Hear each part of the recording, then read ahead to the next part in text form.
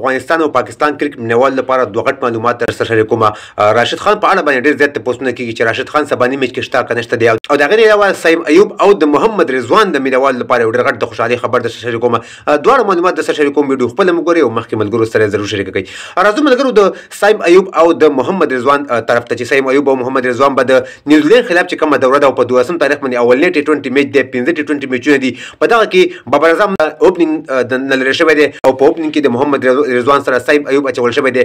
د پاکستان کرکټ بورډ دغه فیصله کړې چې بابر اعظم به ون ډاون راځي یا ټو ډاون به راځي او په اوپننګ کې به د محمد رضوان سره سیم ایوب اچو.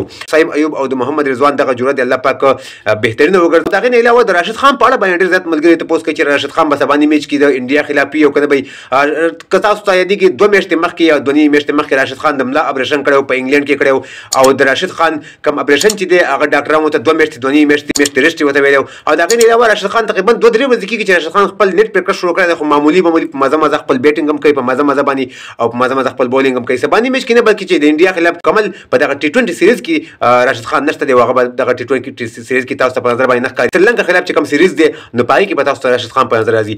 نو راشد خان ته هم دعاګانې کوو چې الله پاک او صحت ورکړي او د سریلانکا خلاف سیریز ته تیار شي او د سیم ایوب او د محمد رضوان دغه کومه جرأت چې دا اوپننګ دغه د الله پاک کامیاب کړي. نو که زموږ دغه معلومات او زموږ دغه ویډیو ستاسو خوښ شوی وي نو زموږ دغه ویډیو لایک هم کړئ او مخکې ملګرو سره ضرور شیر کړئ چې نور ملګري ورنه هم خبر شي چې راشد خان په سباني میچ کې د انډیا خلاف نشته دی بلکې ټول سیریز کې نشته دی. د ویډیو کتلو ډېره مننه. ویډیو مخکې ملګرو سره ضرور شیر کړئ، زموږ پیج هم درسره فالو کړئ، زموږ یوټیوب چینل سره ضرور سبسکرایب کړئ. نور تازه معلوماتو لپاره نور ښه وخت ولرئ. د الله په امان.